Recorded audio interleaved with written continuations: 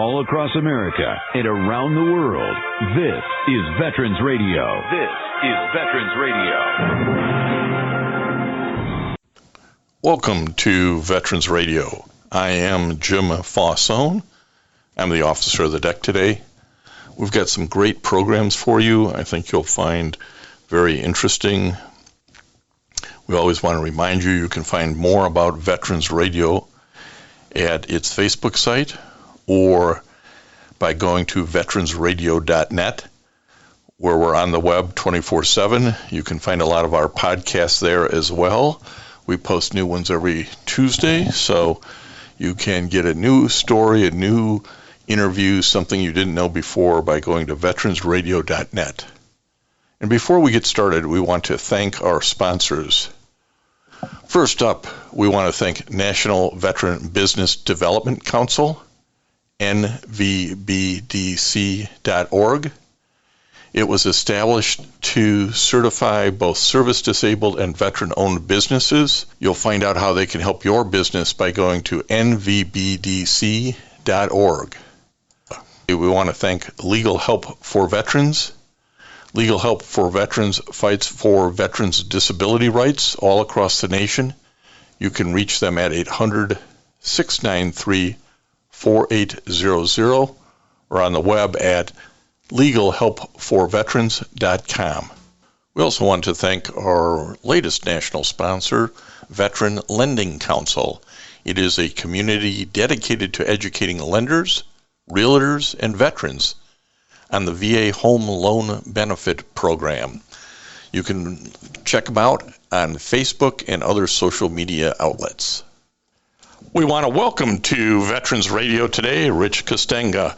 Rich is a Marine. He served from 2008 to 2012. He had some interesting times over in Afghanistan, and what we're going to talk to him about today also is his instructor role for the Marine Special Operations Command, or MARSOC. And I don't ever think we've spoken to somebody on Veterans Radio about MARSOC. So, Rich, welcome to Veterans Radio. Thank you, sir. Good to be on. So how did a nice guy like you end up in the Marines back in 2008? So going back to 2007, I was playing some football in college. Freshman year, ended up blowing a shoulder out. Sophomore year, blew a knee out, and after that it was, hey, scholarship's going to get cut. I always had intentions of joining the military, but I had an ACL surgery in 2007, and a friend of mine, we were just talking, and we ended up both enlisting, going on the buddy program. I wanted to go to the officer route first, that's why I was in college, but I actually wanted to fly planes in the Navy. Never got that opportunity, so I figured what was the best thing but to enlist in the Marine Corps. Well, I've been chasing Rich for a month or more now to get him on to talk about MARSOC, and he contacted me today and said, hey, Jim, today would be a great day. I'm off work a little bit. He works, so we'll talk about that in a little bit, but he said, I blew my ACL out, and I'm on leave while we figure this out. So is it the same knee or a different knee than you blew out in college? So different knee than college, but however, this will be the third ACL surgery since 2008. I blew the same knee. The one I blew on Thursday here, I blew back in 2017 in a relatively good foot pursuit into an arrest, and blew the knee out, but still caught the guy, thank God. And just the other day, another bad guy with a gun, and he decided to throw a chop block at me trying to avoid the arrest and blew the knee backwards. And so I'm on round 3 of ACL surgery. Well, you're going to be a pro at this, and I'm not sure that's anything anybody should be a pro at. Well, I got sidetracked a little bit. So you got in 2008. As I mentioned at the outset, just served until 2012. One of your assignments, rotations, was over in Afghanistan. Can you give us a thumbnail about that with the 1st Battalion, 2nd Marines? Yes, I was 1-2 Charlie Company, 3rd Platoon. At the time, I was a Lance Corporal, designated to an assistant squad leader role.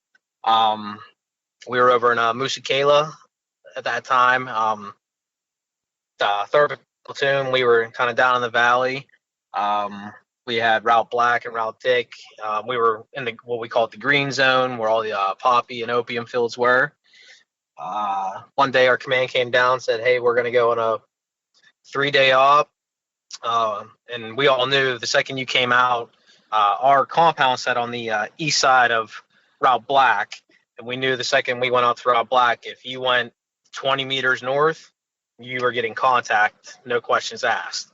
So we're like, hey, we're going to come out the Route Black. We're going to punch north, 3-day op, push it up to the flet, the forward line of enemy troops, and push the contact kind of deal. So everyone kits up, we get out, probably about 25 meters into north on Route Black. We get our first contact. We kept pushing.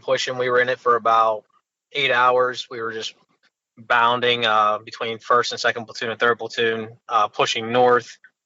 Get to a certain point, come up across a canal. We had to get into the canal, come out of the canal, and we had a building off southwest of where we were.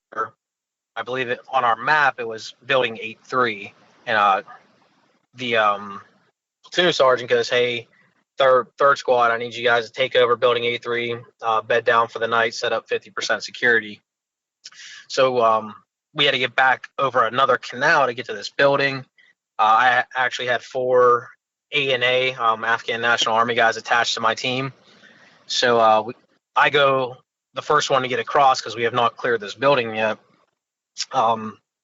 Get across, and there was just like one solo tree on the canal that I could just reach to get myself to pull myself up. So I decided to stay there, hold security, and stay on that tree so I could help the other guys get out faster to get up to the building. So get my 7 guys across. My buddy, who's normally number 2 or number 3 in the stack, ends up being number 1 on the stack because I had to rotate out and stay on that tree. We get through the compound wall. We go to take the door.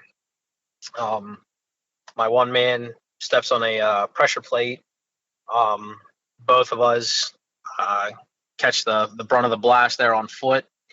And it's almost comical, but I remember going in the air, and in my head I'm replaying the Ricky Bobby scene from Talladega Nights when he goes, I'm in the air, this isn't good. Like, I remember saying that to myself. And it actually ended up putting me back. The blast was so big, it actually threw me back over the compound wall into the canal.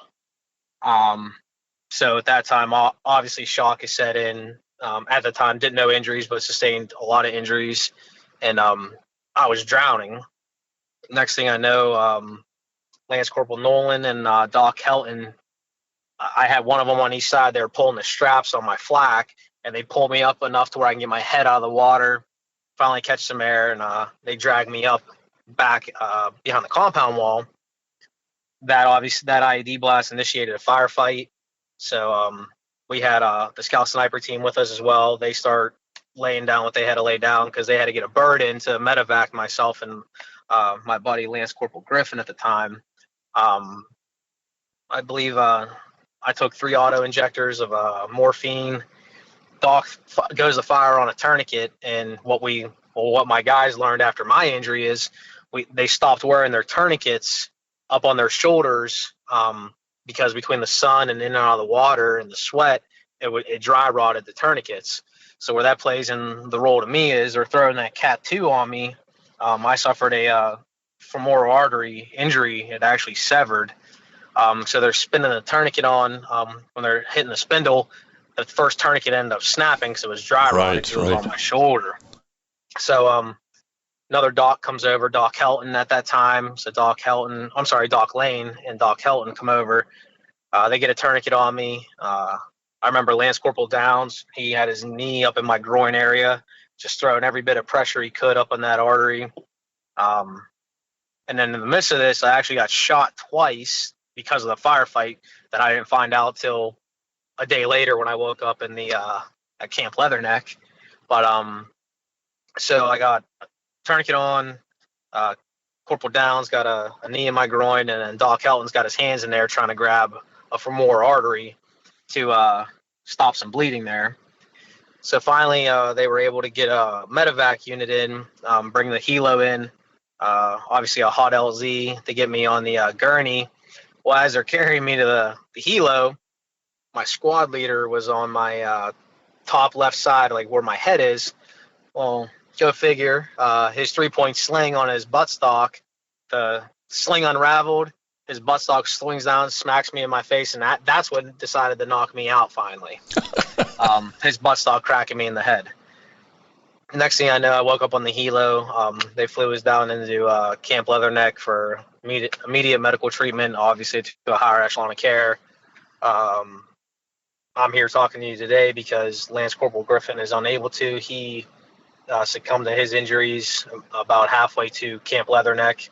He lost both legs and both arms instantly upon the IED blast, which he took probably 90% of the blast off of me, which ultimately ended up saving my life. So every year, I still make the trek out to Arlington where he is buried every April 1st. I've been there since 2010, for the exception of 2020, which is kind of heartbreaking being COVID and the pandemic. Arlington was shut down. I couldn't be there for the 10-year anniversary, but I still roger up with probably 4 guys still show up, and Tyler's parents are there every year, and we go to that gravesite every year. And I just thank God that I'm still here. I take my kids there. Still too young to understand, but one day they will. But they at least come with me, and it's good for Tyler's parents to see the kids. And so I had twin boys. The gentleman that passed was Tyler Owen Griffin. So I have Lorenzo Owen and Luca Tyler are my sons. So their middle names mirror his name. Well, unfortunately, we have too many of these stories on Veterans Radio, and I always like to have the name of the officer or the enlisted men here, the Lance Corporal, who essentially gave his life to save yours. So where was Lance Corporal Tyler Owen Griffin from? He was from Voluntown, Connecticut. He was the only second person, to Voluntown's knowledge, he was the only second KIA in a war since like the inception of the United States of America. He was one of the only kids, I believe, that actually enlisted from his high school.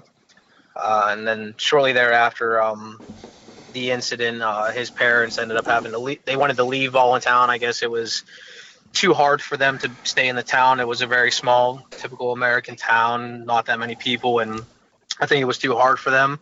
So they ended up just moving down to Florida, probably for better peace of mind for themselves. But Voluntown, Connecticut is where Tyler was from. Well, we want to remember him. Rich and I have a mutual friend who said, you got to talk to this guy because he is the luckiest, unlucky guy I've ever met. And you've just heard some of the unlucky things that happened to him in Afghanistan and the lucky things that happened along the way to keep him alive and keep him here today. What year was that, Rich? So that incident occurred April 1st of 2010. So as listeners, you might imagine, Rich came back. He had to have all kinds of surgeries done to him to kind of put the pieces back together, which they did, and returned to the Marine Corps, his battalion. And the next lucky thing happened. He gets a call out of the blue from his commanding officer, who's sitting with Marine Special Operations Command officers, who are saying, hey, we've got this interesting role we need filled, and we think Rich Castagna may be the guy. So tell us how you ended up in MARSOC. So I was actually in my bunk there, get a call from my CO, and I'm guessing it was a joke they were attempting to play on me, which ended up being a pretty good one. But CO called, seemed pretty jacked off, and just simply said, hey, I got 2 guys. I got a captain and a staff sergeant from MARSOC standing in my office about you. You need to get down to HQ right now. So I'm reverting back, like, all right, where was I on leave this weekend, or what? Did I do something on the night 6? And couldn't think of anything. So first thing I did was bust out a quick shave, make sure it was clean and cut in case I was going to go get NJP'd or yelled at.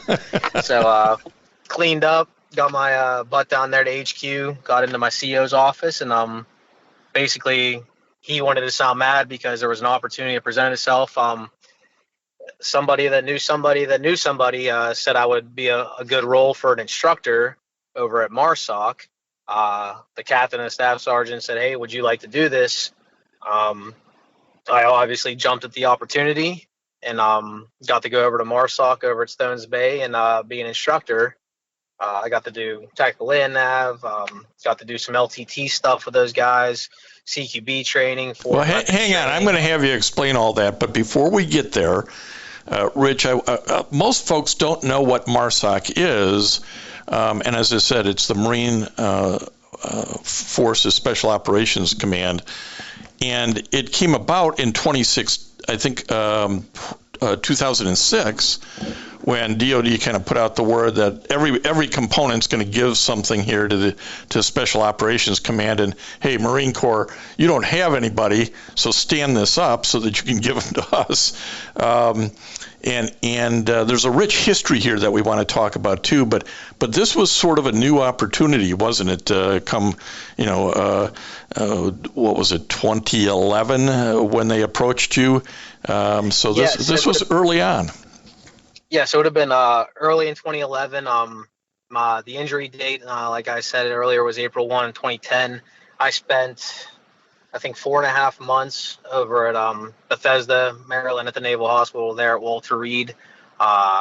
32 surgeries later, I was finally able to get discharged and go home for a little bit, and then eventually got back down to 1-2. But yeah, when that opportunity arose, I jumped at the bit. And truth be told, if I wouldn't have been, I'm not going to say forced, but given the option of a medical retirement, I would have done my bare minimum 20. I absolutely love the Marine Corps. I love MARSOC, being over there with those guys. I thought that was my calling, and I wanted to be there forever, but injuries kind of had me part ways with the military, which I still regret, but don't, because now I wouldn't have met my now wife, had my 3 kids, and I'm very happy where I am, and we can Monday morning quarterback all day, but more of the stories, I loved where I was and I wanted to stay, just wasn't allowed. Yeah, and again, life moves on, but we learn a lot of lessons and we make a lot of friends, and we gain a lot of skill set along the way, and you certainly have. The MARSOC has now been able to change its name, if you will, back to Marine Raiders. Can you explain a little bit about the history and significance of that change? So back in the day, pre the 2006 era you just spoke about, there was the MARSOC and it was the Marine Corps Raiders a while back. Now that name must have caught some attention in a negative way, so they went away with that name. So whenever MARSOC got reinstated, the Marine Corps Raider was actually not allowed to be, or was not used. So when I was over there, everyone was more or less blanketed an O370, and then your O371s was basically anyone that was an officer. It was a generalized MOS field. Now back in tail end of 14 into 15, they readopted the name, the Marine Corps Raiders. They are also they got their own pins now for camis and uniforms and whatnot, which was not in existence when I was there at the end of 11, at the beginning of 11 till 12, till I got separated. That was not there. But that was the significance of the name change, and like I said, I believe it was just a bad rap early in the 1960s and 70s is when that name went away, but they at least got it reinstated. They were always fighting for it. It's good for them for getting it back. Well, it's got a lot of history, and it has come and gone a couple of times. It was in use in 1942 to 1944 in World War II, and then went away. And again, some of this is, Raiders got a bad name, maybe a context to some people, but part of it too is the Marine Corps is an elite group. Does it need an elite group inside the elite group? So there's always been some discussion about that. And so when in 2000, and I think it was 5 or 6, when Secretary of Defense Donald Rumsfeld said, hey, we need a component from the Marines here. This kind of got reactivated. And so, again, a lot of history. Talk to us about the kind of training that you were mentioning a minute ago, that the Marines are the elite. This is the elite to the elite. What additional training do these guys get who are Marine Raiders at the time that you were in MARSOC? So not going too far into some stuff, to be honest, I'm not entirely sure what's still classified, what's still not classified. Now, you can say the Marine Corps is the elite group right now. Marine, at least on my side of the house when I was infantry, everyone had to go through land navigation. And when you're going through land navigation, everyone's got their map, their compass, and you're trying to find that little ammo can out in the middle of Camp Lejeune or Camp Geiger, wherever you're at. Just to take that, if those are your elite guys, now you take the elite guys, i.e. MARSOC, Recon, all those cats. Well, hey, you're gonna have a map, a protractor. You still got to find that box, but you can't get caught, which means you can't be simply just walking down a path and following your azimuth and reverse and all that stuff. So you have to just kind of take it a step further, and that's the way I look at it. Is everyone has the basics, and as long as if you're phenomenal at the basics and that's all you're always going to be eligible or be able to go to that next elite spot. And that kind of transforms into the world where I am now, in the LE side of the house. You could say everyone at the DEA, the FBI, hey, those are all your elite guys, right? They're federal cops. Like, those are the best. Well, within those groups, you have more elite groups. Like, you have your SWAT guys, you have your phenomenal undercover guys who embed themselves with different criminal organizations. So that there is a bar that does separate elite from within the so-called elite. But as far as like your land nav, your close quarters combat, even your medical, like everything is taken a step higher, and you're just held to a higher standard. And the best part is that I've always found everyone who is in a specialized field, whether it was Marines, MARSOC, Navy SEALs, those guys that are in those more elite groups, those are the guys that want to be there. So now you're surrounded by everyone who does want to do what you're doing, i.e. to the infantry. You have 1,000 guys in a battalion. You have some people that simply joined for the healthcare, some people that joined to get out of a bad home life, or someone to get out to get a paycheck every 2 weeks, which is all good and grand. Hey, you signed that contract, good for you. But when you take it a step further, now you have guys like, well, hey, I want to do CQB. I want to learn tactical NF. I want to learn foreign weapons. I want to learn demo. So you're surrounded by more, I want to say, an all-star group, and everyone has the same goals, and that just pushes everyone to be better. When you're just in a generalized field, that's kind of hard to come by. Absolutely. So I've always lived by the thing you are, i.e. like myself, I'm a combination of my 5 closest people I keep in my circle. So out of my 5 friends, I take all their best personal attributes and I become that. So you take that into a specialized unit, whether it's LE or law enforcement, now you're trying to be the best gunfighter out of this guy. You want to be a better medic than that guy. You want to be a better RTO than that guy. You want to be in better shape than the guy that's in the best shape. You take all those attributes and that forms you. And when you went over to instruct and they specifically searched you out for this, was there a specific area that you did instruction in, Rich? So my main wheelhouse, I was a CQB guy. I love that. And I still actually teach that to this day. I'm on a SWAT team now where I get to throw in my 2 cents to kind of break up the LE side of the house, just to give them more food for thought kind of thing. But I've always taken a thing to CQB and medic stuff. I got to go to the LTT school, or DMOC, I believe that's what they're calling it now. And that's actually the training I received there kind of saved me here, I'd say in the last 3 months. I was actually in a car crash back in January, working with our mutual friend Todd. I was, again, unlucky, luckiest guy in the world. Driving the road, I get T-boned. Someone pulling out of a gas station during a surveillance detail. So this T-bone knocks me into oncoming traffic. And then I go head on with another vehicle. All I can hear is that lady screaming, I'm on blood thinners, I'm bleeding.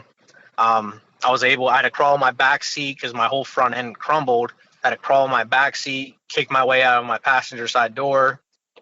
Still had my team bag, actually, not the same contents, but still had my team bag from overseas, the team IFAC.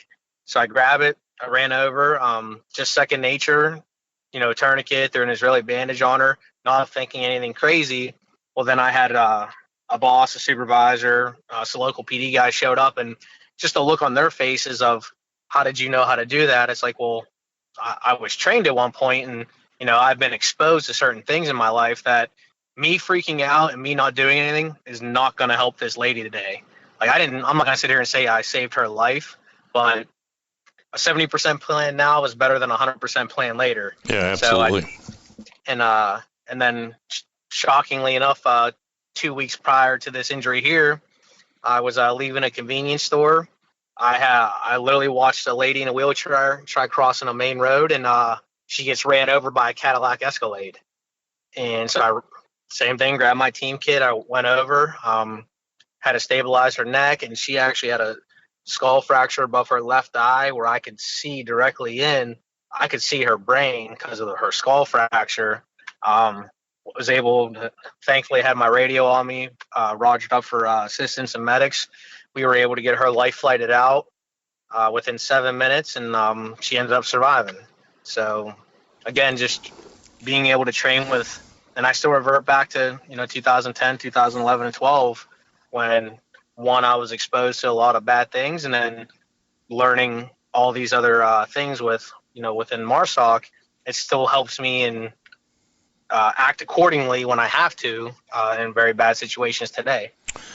Well, one of the things that, in talking to a lot of guys, and you probably have this feeling that you were given a gift of life by Lance Corporal Griffin and all the guys who worked on you from the moment the docs were there to the flight to the surgeons. You were given a gift. And I kind of hear in these stories that you're returning the gift to others, whether it be just an accident that you see happen or as part of your current situation where you're working for a three-letter agency we're not going to talk about.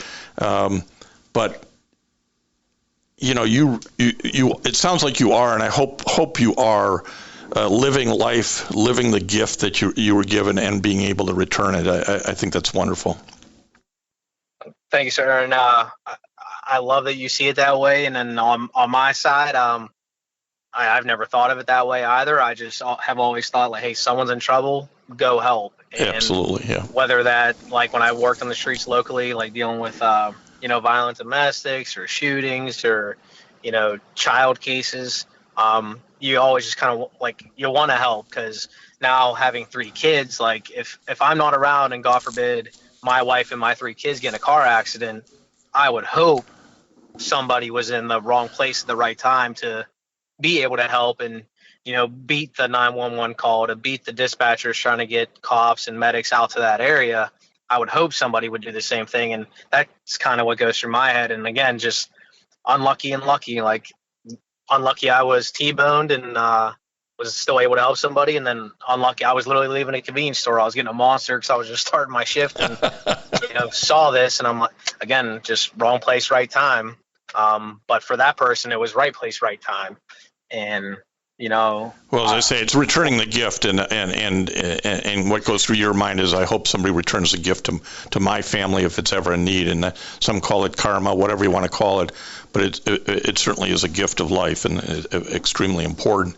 I really want to thank Rich Castagna for coming on today, getting out of his comfort zone, talking to Veterans Radio, talking about his experience in the Marines and MARSOC and what they do and how they train to that next level, and giving our Veteran Radio listeners some insight into all of this. Rich, thanks for taking a little time away from the family today to talk to Veterans Radio. Thank you, Jim. Thank you for having me on, sir. And I want to thank everybody for listening to Veterans Radio today. I am Jim Fausone. It's been a pleasure to be your host. I'm a veterans disability lawyer at Legal Help for Veterans, and you can reach us at 800-693-4800 or legalhelpforveterans.com on the web. You can follow Veterans Radio on Facebook and listen to its podcasts and internet radio shows by going to veteransradio.net. And until next time, you are dismissed. If you have a VA claim denied by the Board of Veterans' Appeals, contact Legal Help for Veterans at 1-800-693-4800. They're experts in handling cases before the U.S. Court of Appeals for Veterans Claims. Their number again, 1-800-693-4800. We again want to thank our national sponsors, the National Veterans Business Development Council, NVBDC.org, VA Ann Arbor Health Care System, the Vietnam Veterans of America Charles S. Kettles Chapter, Ann Arbor, Michigan, VFW Graf O'Hara Post 423 in Ann Arbor, and the American Legion Press Corn Post 46, also in Ann Arbor. And the Veterans Lending Council, which advises lenders, realtors, buyers about VA home loan program, and you can find them on Facebook. We appreciate all your support. You can go to veteransradio.net, click on the sponsor level, and continue to support keeping Veterans Radio on the air. And until next time, you are dismissed. Lucky Land Casino, asking people, what's the weirdest place you've gotten lucky? Lucky? In line at the deli, I guess? Aha, in my dentist's office. More than once, actually. Do I have to say? Yes, you do. In the car before my kids' PTA meeting. Really? Yes. Excuse me, what's the weirdest place you've gotten lucky? I never win and tell. Well, there you have it. You can get lucky anywhere, playing at LuckyLandSlots.com. Play for free right now. Are you feeling lucky? No purchase necessary. Void where prohibited by law. 18+. Terms and conditions apply. See website for details.